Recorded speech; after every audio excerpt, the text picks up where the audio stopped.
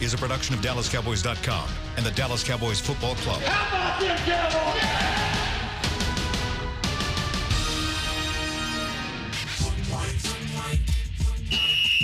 Let's go, baby. Are you ready for a break? Yes. Are you ready for a break? Absolutely. Ready for a break? Yeah, and so much for that. It's time for The Break on DallasCowboys.com. We were on the break. With Nick Eatman, David Helman, Ambar Garcia, and Derek Eagleton. It is Monday, August 26th, 2019, Season 15, Episode number 32. Welcome to another edition of The Break. We are live from the SWBC Mortgage Studios at the Star. Got Nick, Amber, and Dave with me. We're talking some Cowboys football here with you guys for the next hour. A lot to get into. Cowboys get a big win. I guess if you can call a preseason game a big win, but they do blow the pants off of the Houston Texans, 34-0. We're going to talk a little bit about that, talk about some of the standout players.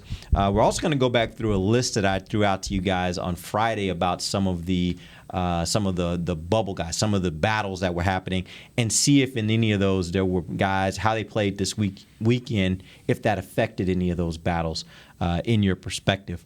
Let's start first, though, with a little bit of blanket coverage. We haven't done this in a while. I have a few statements for you guys. Still training camp. Still training camp. I have a few statements for you guys, and I'll let you guys fill in the blank. Let's start with the first statement. Dallas has looked pretty good during the preseason, extremely polished versus Houston. With teams limiting their starters, what I take from the Dallas performances is blank. Start with you, Amber. Sorry, say that again. Would you whisper over there? Let me say it again. Say right, just that last sentence part again. What I take from the Dallas performance is performances. I'm sorry, because I'm looking at this from the standpoint of this game and the last game. All the preseason. Yeah, preseason. What I take from their performances is Amber. I mean, I don't know. I'm excited. I like what I see. That's for sure. I like what I see. I like the different elements that they have. The different guys seeing. Tony Pollard, the things that he's been able to do so far, but I'm hesitant to get super excited about it, because you know what the Cowboys tend to do to us with those feelings. So I'm just very cautious with that, but I'm really excited, and I feel positive about Kellen Moore and what he's been able to accomplish so far. I feel that he hasn't shown us everything, so that's good. And with what we've seen so far, I expect the regular season to be even more. Once he lets it all go and shows us everything that he's got, I'm excited. Dave. Sweet relief. Okay. In a variety of ways, but most importantly, we got through the meat of the preseason with no significant injuries. Starters played in all the games. Nobody got hurt. I think keep an eye on Taco Charlton's ankle injury, but we're not classifying that as a season-altering injury. So they did that. On top of that, the offense and defense both looked about as strong as you could expect them to in exhibition games. Dak looked good. 11 of 14 for 109 and a touchdown. Led scoring drives on 3 of his 4 possessions. The running backs that played in place of Zeke looked good. The defense gave up 1 touchdown, and it came after a muffed punt, put them on a short field. You could call it dominant. I don't want to because it's fake football, but they looked really good.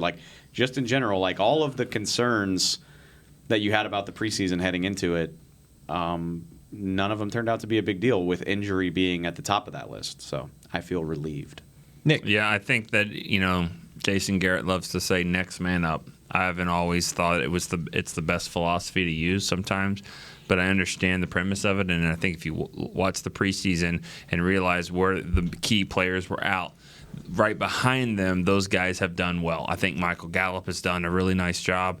He is a solid number 2. I think Tony Pollard did a nice job in Zeke's absence. I think Xavier Su'a-Filo showed why he needs to be on this team in Zach Martin's absence. I think that the defensive ends, all of them, Hyder and Dorrance Armstrong, all these guys, Taco, have done a nice job with D-Law, Crawford out.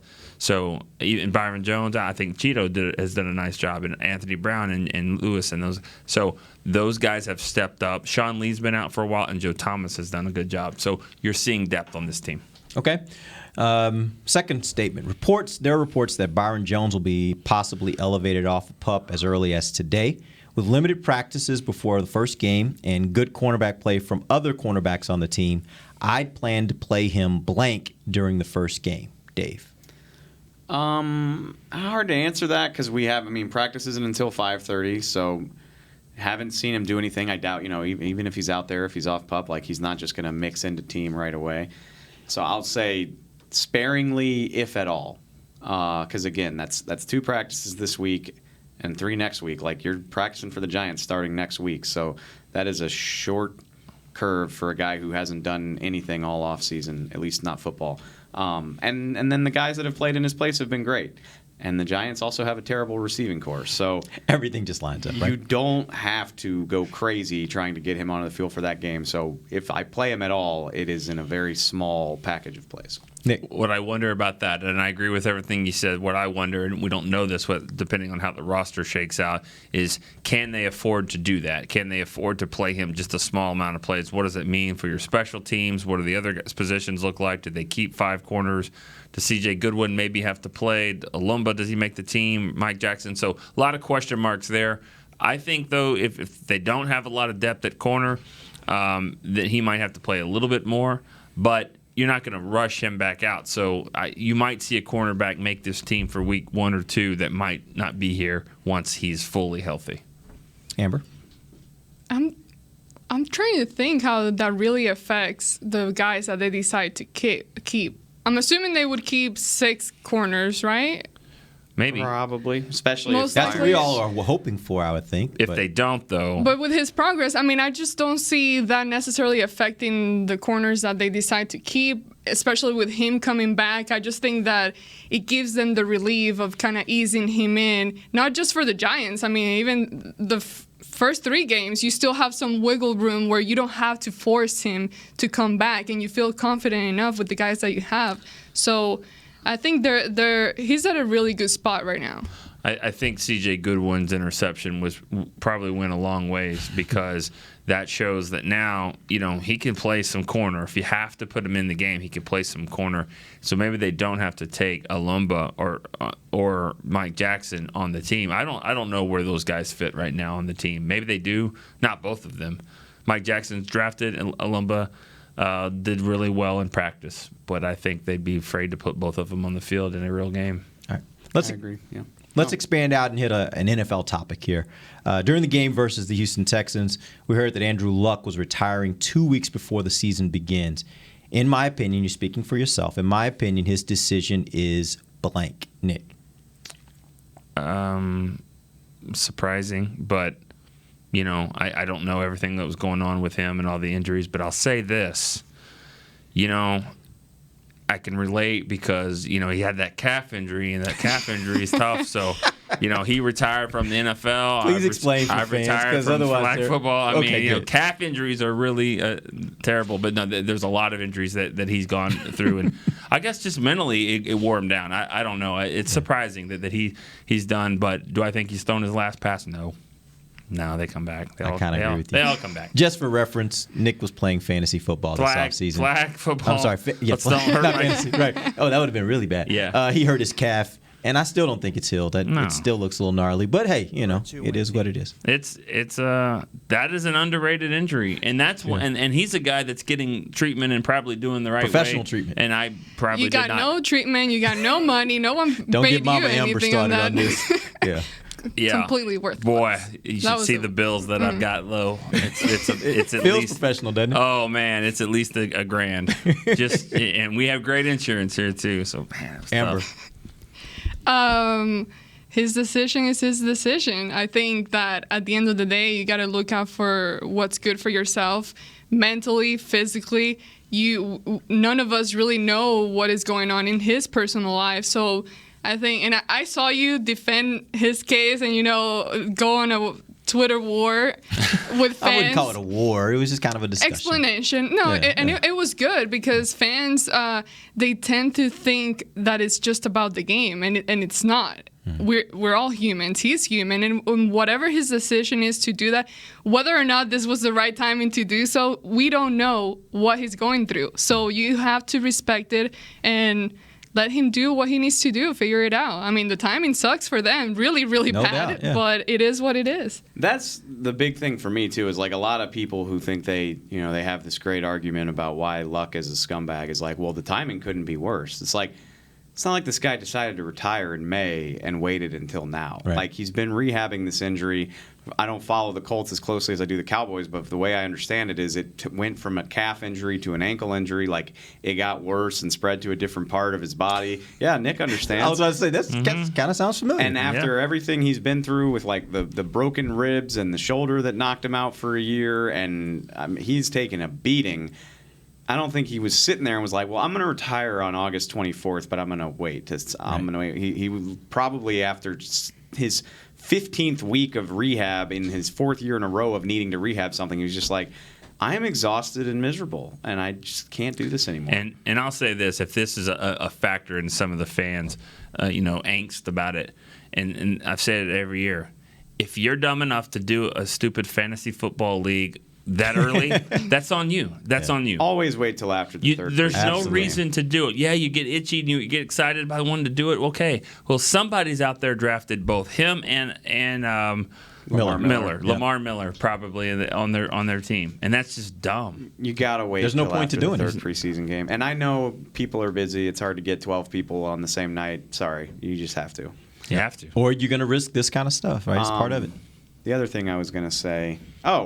And, as far as getting screwed over because your quarterback retires goes, like the Colts are probably one of 5 teams that has an experienced, competent starting backup quarterback. Like, Jacoby Brissett is not Andrew Luck, but he's a pretty good player. So, all things considered, I just don't buy that. Like, yeah, I mean, it's his decision. Let it go. And ultimately, it's up to the team to figure that part out. I mean, that's the nature of any business. You have employees, and employees have a responsibility to themselves. And when they make a decision, it's up to the organization to be prepared to be able to handle that and to adjust to it. And that's not just NFL players. That's every business in America. Because all you guys out there listening that have jobs, if you decided tomorrow you found a better opportunity for you and your family, you're going to walk away, and that company's going to be left having to figure out how to figure that out. Not to put our laundry on the air, but we lost a pretty important teammate the day before training camp. The last 3 years, we've lost a very important member of our team just before training camp, and it's a part of it. Like, you can't tell that person, no, you need to stick around for the good of the team. They're worried about themselves, and that's okay. Got to do what's best Certainly for okay. you. All right, we're going to take our first break. When we come back, let's talk a little bit about this game. We're going to talk about some standout players, and then we'll talk about some of the bubble guys and how this game may have affected their chances of being able to make this team. We'll do that when we come right back. This is DallasCowboys.com radio. While a player could look good on paper, it's when he's out on the field that you really find out what he's made of. That's why the Cowboys rely on more than just stats and scouting reports when building their team. When picking a tractor, it's why you should rely on more than just specs and features. You've got to take it out and put it to the test. The Cowboys did when they named John Deere their official tractor. Experience one for yourself. Visit myjohndeeredealer.com/football. Do you want the most interesting, up-to-the-minute Dallas Cowboys news straight from the Star in Frisco? How about exclusive and on command? That's right, news and nuggets you can't find anywhere else. With our exclusive Cowboys content on Alexa, you can have all the answers, secrets, stories, and more. What's Stephen Jones thinking during a game? What's Joe Looney's favorite pregame meal? We take your questions to Cowboys players and coaches, and you can hear the answers directly back to you. Just say, Alexa, open Dallas Cowboys.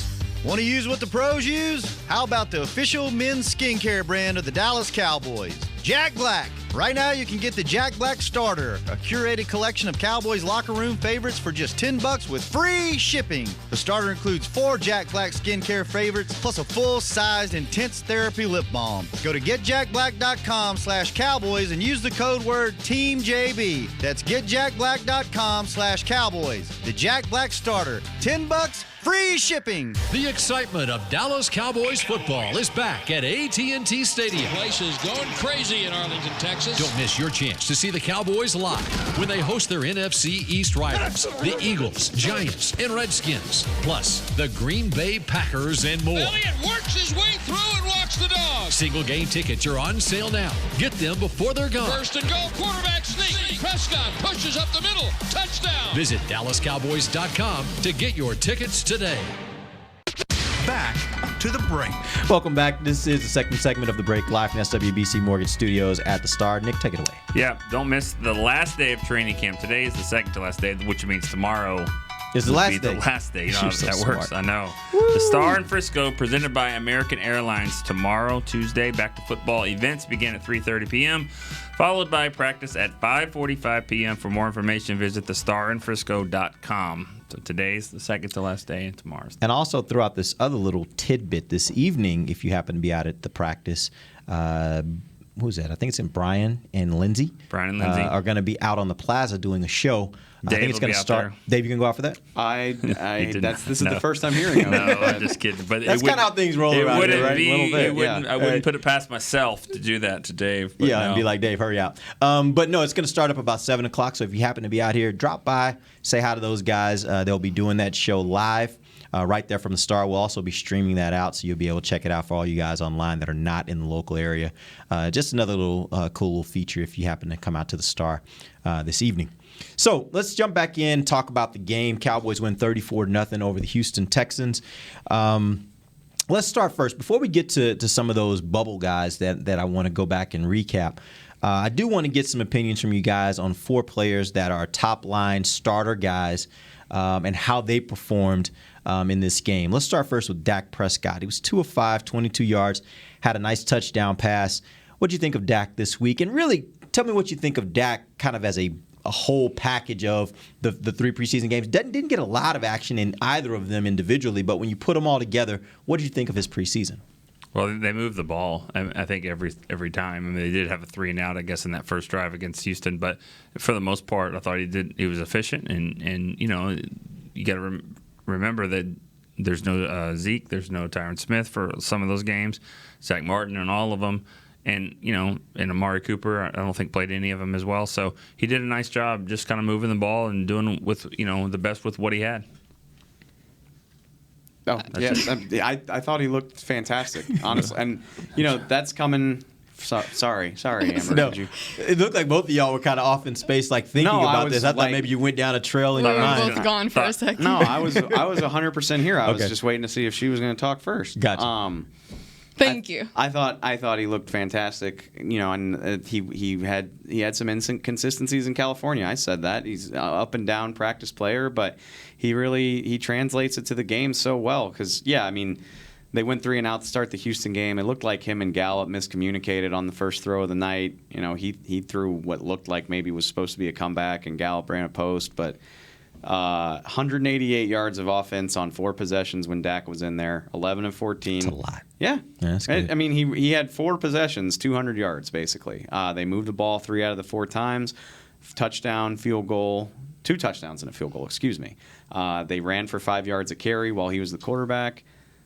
He spread the ball around. He got it to Pollard. He got it to Witten. He got it to Gallup. He got it to everybody in between. Like, I don't know what else you could want from him based on, I think, 30 plays. That was the snap count for the preseason, and they looked pretty damn good. It's my quarterback. Thank you. Amber, tell me about Michael Gallup. He had a touchdown catch in this game. He's been really good in training camp, too. I would say he's probably been among the top 5 players throughout training camp. What did you think of him, not only in this game, but I guess throughout the preseason? I think he makes his game look effortless, and that's something that you want in a receiver. You don't see him struggling. He's able to open up. That catch that he had right there, I didn't think that was going to be a catch. And it wasn't that you need to throw him the ball right in his hand. He's the kind of receiver that's able to grab the ball and get it. And as far as Dak, I mean, I love the connection that he's been having with all his players.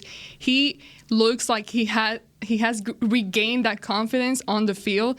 Whatever John Kidna has been doing with him, it's working, and he looks good. What's unfortunate is the first mistake he did in the game, you start hearing people, and he's asking for $40 million, you know? Mm-hmm. So we'll see how much money he ends up getting at the end of the day, but right now I think that I feel pretty good with the passing game and the development that he's been having with the receivers. Let's move on. Let's talk about Malik Collins. He had the big hit that ended Lamar's season. What do you think of him right now, just as a player and going into this year from everything you've seen? Again, a top 5 guy during training camp, but we've never wondered about his talent. He's always had talent. He's always flashed.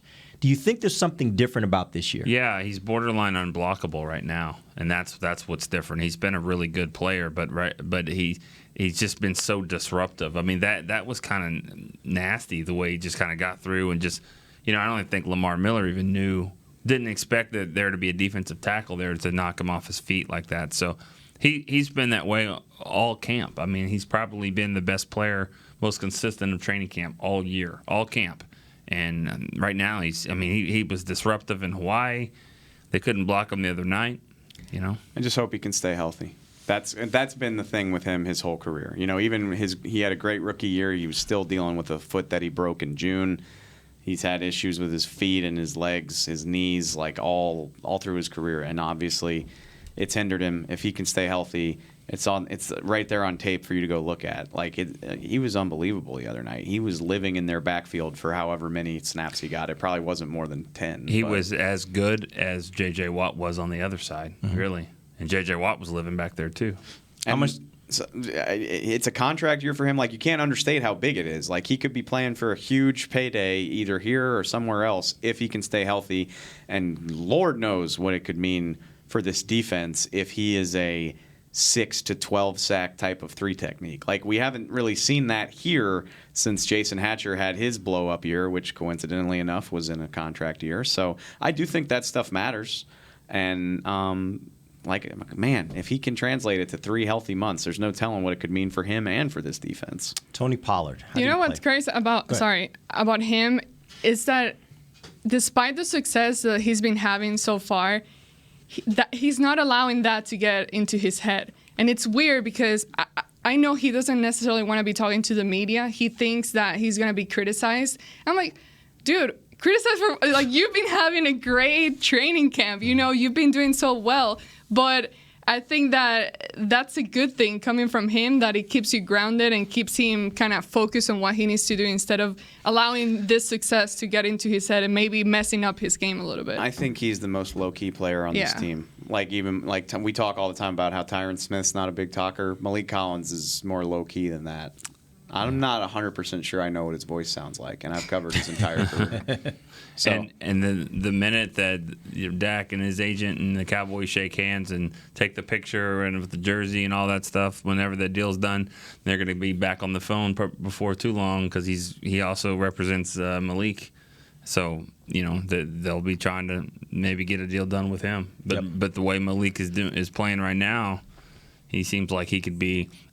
He would be a top 10 free agent guy next year, I would think, if he didn't get didn't get signed and just unrestricted. He has the potential to be one of those kind of out of nowhere major free agents, a lot like Jason Hatcher. I mean, he's younger than Hatcher was because Hatcher signed a deal here too. But yeah, I mean, he could get really good money if he can put together a Pro Bowl caliber season.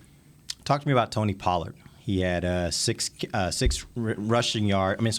receptions for 26 rushing yards, 4.3 average. What do you think of him?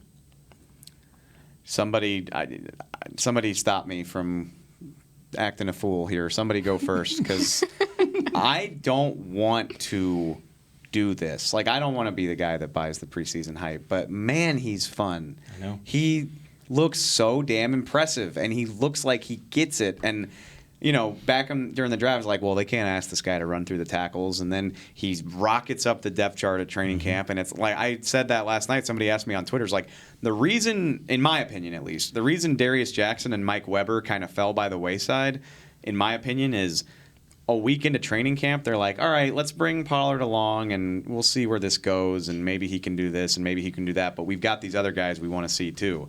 And by the time the blue-white scrimmage rolled around, it was never mind.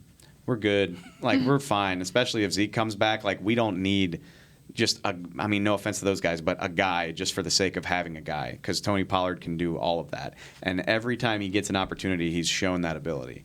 I will say, when the starting Houston defense was in, it looked a little bit tougher for him. I mean, he was averaging 1 yard per carry on the, while J.J. Watt was in there, but He's got patience. He's got explosiveness. That 20-yard run he had where he basically sort of tap danced in the hole until something came open. I mean, that was beautiful. Yeah, and the screen pass that was called back for the Jason Witten's block in the back. I mean, I thought he did a nice job there of you talked about the patience of kind of waiting for the blockers to come and then to get past them and then using the angles. And I really think if there wasn't a penalty, I think they would have had to replay that and see did he actually get into the touch the pylon. It sure looked like he did. It might have been a touchdown play, but I do think Jason Witten, his blocks were illegal, and there was knocked out 2 guys there. So I don't know if he would have scored without it. I'm not ready to I don't want to be the guy that's like they don't need Zeke because I know how good Zeke is, but I'm watching this dude and I'm mixing a little Alfred Morris with what this guy's doing and I'm intrigued. Let's just mix in Zeke with what. Yeah, I know. That's great. Yeah. I'm not trying to fire the guy. I'm just saying I'm intrigued. He looks so much better than I would have even thought. And that was, Stephen Jones compared him to Alvin Kamara the day they drafted him, but saying it and doing it is different. And he looks impressive. He gives you a different feel. He doesn't have that bulkiness that Zeke has, and he's not going to be able to push against those defenders and get those extra yards. But I feel he looks light. He moves around with a little feather. I don't know if I'm not doing a very good job describing this, but he's able to move around and make those cuts, like Nick said. And it's just you get a little taste of what Zeke can do for you in a way. They use him in the passing game, they use him in the run game. But it's just at a different level. And to see him this early in the stage that he's at, it's so encouraging that he's able to do all these things this early on. Yeah, that's one of the things that I've been talking about that can be the risk for Zeke here. If he decides he wants to try missing a game, the risk here is that Tony Pollard actually looks pretty good and can give them something. And again, he's not going to be Zeke, nor does he necessarily have to. I made this point to somebody online a little bit earlier, and I think it's actually a topic we're going to bring up maybe later this week. What do you think is going to be the best thing that the Cowboys do this season? I am starting more and more to believe it's going to be defense. And if it is defense, then you may not need Zeke to carry the same load that he once had to carry for this team. Having a guy like Pollard that can hit some home runs for you, even if he's not as consistently the guy that just basically bulls through people, some of the runs that you see from Zeke, you may still get what you need out of this running game just to be good enough. And good enough, good enough to still be a legitimate playoff team, and then you see where it goes in the playoffs. So my only point is I'm not ready to buy the hype like you said in the preseason. What I do think, though, is it does create a little bit more intrigue with this whole Zeke thing and how long he's willing to hold out. To Nick's point, and y'all know me, I'm a contrarian. I'm the worst. I know that about myself. As much as part of me wants to see that, I kind of want to see what it would look like. Just how good can Tony Pollard and Alfred Morris be? How much do they really need Zeke? At the same time, everything you just said, how much better would it be if it was Zeke and Pollard? No doubt about it. Let's just not mess around with it. No doubt about it. Get the band back together. And we've seen Zeke, in fourth down and, in the fourth quarters and overtime, and that play against Green Bay where he had to, get the ball out there to, for a first down. Those are the things that after, getting pounded on for 4 quarters, he still is able to do that. And you don't know really if Pollard can do that and get take these big hits, keep going. He's got an ankle problem, but he's still fighting through it the whole game, carrying guys on his back. Let's see how that if that's what an every down back is supposed to do, and he hasn't been able to prove us if he can do that or he can't. Yeah, I will throw out this though. A lot of people try to give the comparison to Alvin Kamara. You can look over there in Carolina and see a guy like this who's carrying the load for his team in Christian McCaffrey. He's a smaller guy, but he can catch out of the backfield. He can do a lot of dynamic, different things, and he is their primary back. So this is not unheard of in the NFL for a guy with this body type to be the every down type guy. Again, you're not going to believe it until you see it, but I do think there's enough there right now that gets you intrigued, right? Big time. All right, let's go ahead and take our final break. When we come back from this break, we'll get into some of the bubble guys, see how they performed in this last game and what that can mean for them heading into roster cuts later this week. We'll be right back. This is DallasCowboys.com radio. Your new apartment's big. Such a great deal. It's okay. Just okay? What's not too... It's right above the subway! Well, I bet you don't even notice it after the... That's my neighbor, Angus. A deal that's just okay is not okay. Get a great deal with America's Best Network. Come into an AT&T store and learn how to buy one smartphone and get a second one on us. Based on GWS 1 score, September 2018. It's time for Tailgate with the OtterBox boys. OtterBox? The makers of those crazy protective phone cases? The one and only. They're also wild about protecting parking lot parties from sad drinks. It's why they made elevation tumblers. Rumor around the crock pot is they're made from stainless steel with a copper lining to keep temps hot or cold. True. They even come in 7 different sizes, up to 64 ounce, the growler. I like how OtterBox drinks. Thinks. And that's been Tailgating with the OtterBox boys. Check out all the colors and sizes of their elevation tumblers at otterbox.com. A man's Stetson doesn't just protect him from life's elements. It projects an unstoppable and legendary spirit, just like the men wearing silver and navy on the field every Sunday. Since 1865, Stetson hats are American-made with pride right here in Texas. They are still the official crown of all self-respecting Cowboys. And Stetson is proud to be on the field with America's team. Find Stetson hats in the Pro Shop or at Stetson.com today. Star Sports Tours is the only official fan travel partner of the Dallas Cowboys, offering exclusive game weekend travel packages with sideline access and photo ops with current players, alumni, and cheerleaders. That's not all, though. You'll get to talk X's and O's with Senior Director of Player Personnel Will McClay, and of course with yours truly, me, Brian Broaddus. You can trust the official fan travel partner of the Dallas Cowboys, and with us, you'll travel like a pro. Visit cowboystravel.com to book your travel package today. Back to the break. Welcome back. Final segment of the break, live from the SWBC Mortgage Studios at the Star. We're talking about the Cowboys' big win over the Houston Texans, 34-0. Hopefully that follows through into the regular season. Looking good this preseason, though. Let's talk about some of the bubble guys.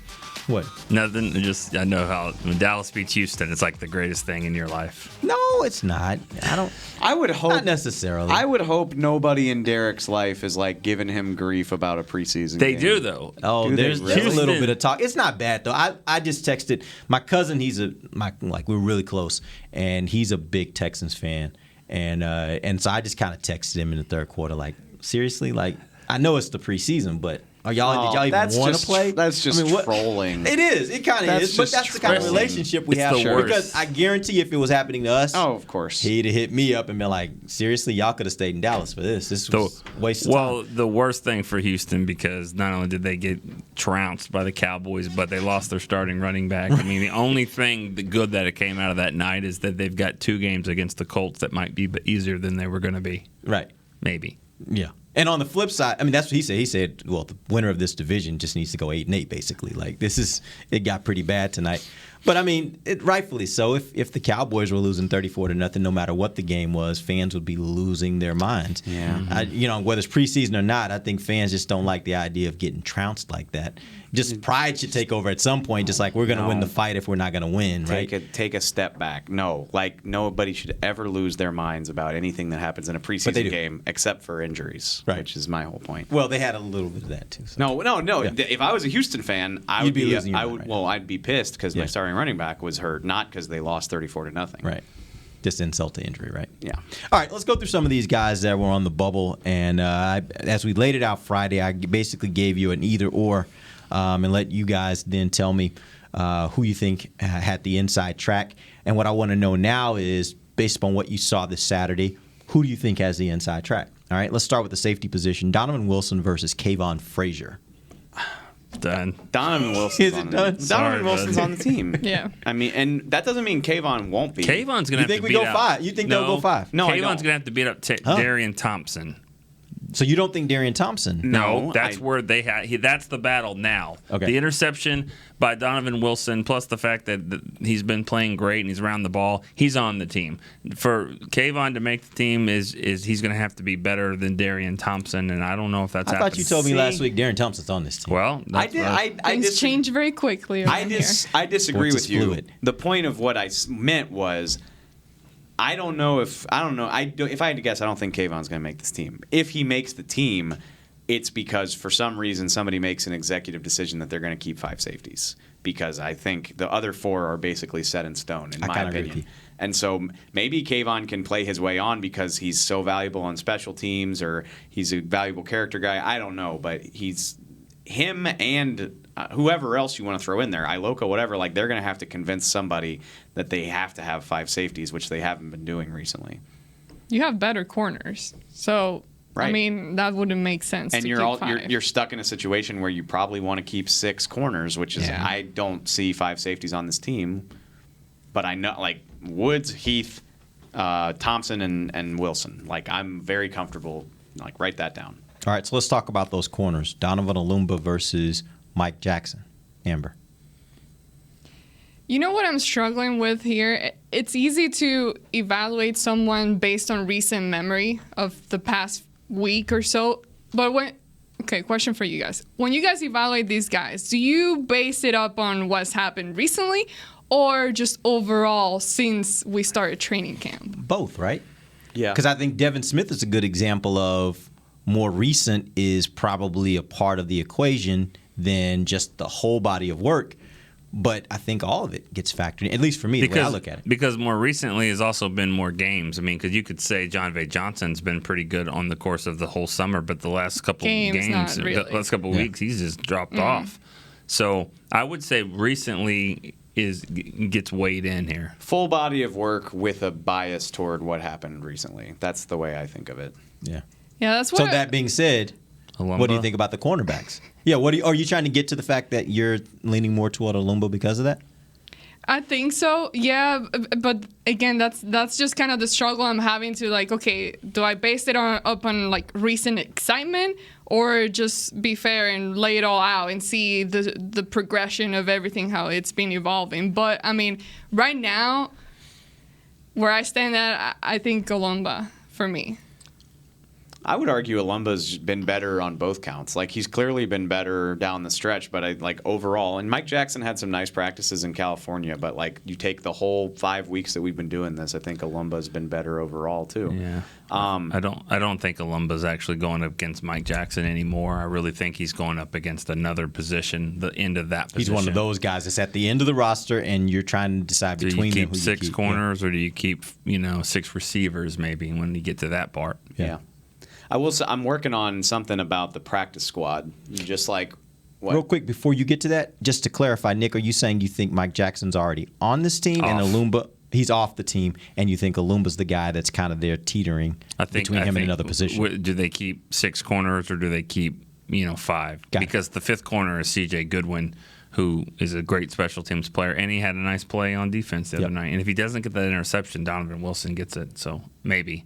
But he was right there. And like with Mike, for me recently when I watch him and then he'll make a good play or something or do something good, and I'm like, oh yeah, I forgot about him. He's still here. So that's where things start getting tricky. Like you gotta be able to keep on everyone's eyes and not just make flashy plays here and there. Okay, Dave. Sorry.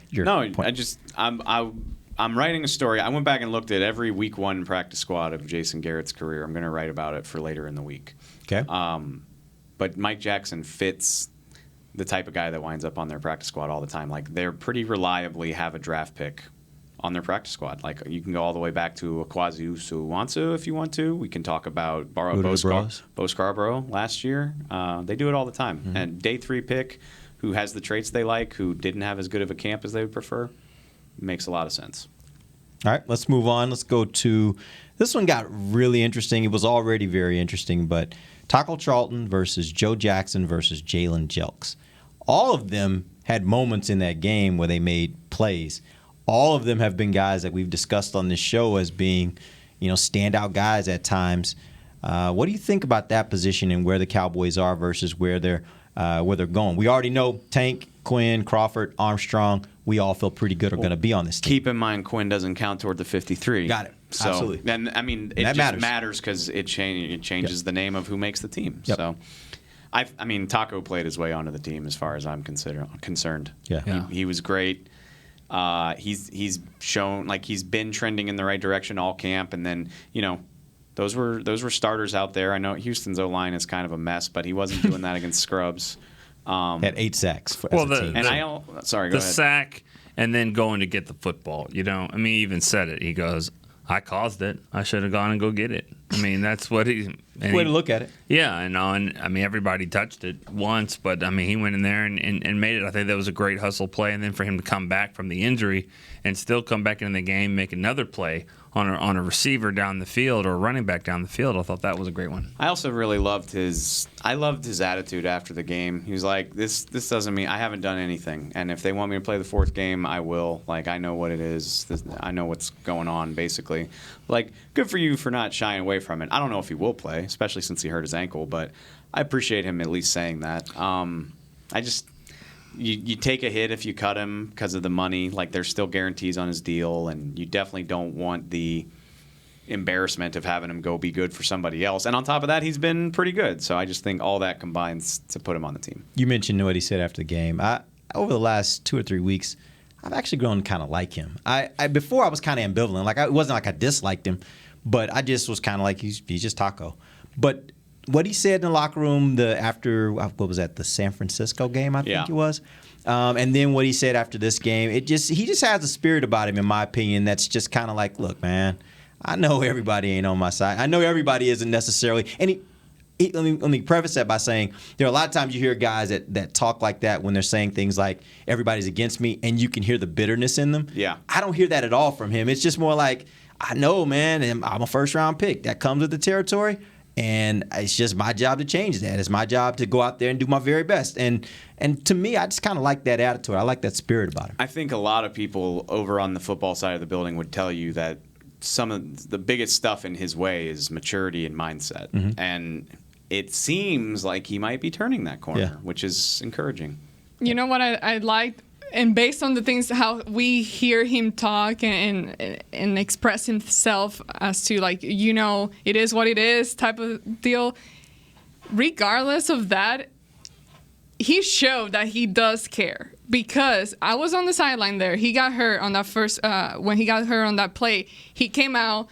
The doctors are looking at his foot. He shows that he's in pain a little bit. He's telling them, like, no, I'm good. He was the one who made the decision to go back out there. He went back out there. He did what he did. Then he gets hurt again, and now it's to the point where he's not able to put pressure on the foot, and he was limping around now. But I liked seeing his drive and willingness to be on the field and being mindful that he is you might not be here, and he's aware of that, and he showed competitiveness. How do you say that? Competitiveness? Yeah, there you like it. All right, we're going to go ahead and finish it up for today. We have a few more of these we're going to hit. We'll come back tomorrow, and we'll hit some more of these. Make sure you stay tuned with Hanging with the Boys. They got actually a special announcement coming up today, a new member of their cast. I think you guys are really going to like it, so make sure you check it out. Let them announce that. Yeah, let them announce that. Just stay tuned. You'll see that here in just a moment. For Nick Eatman, Dave Helman, Amber Garcia, I'm Derek Eagleton. This has been The Break, live on DallasCowboys.com radio. This has been a production of DallasCowboys.com and the Dallas Cowboys Football Club. How about this, Cowboys?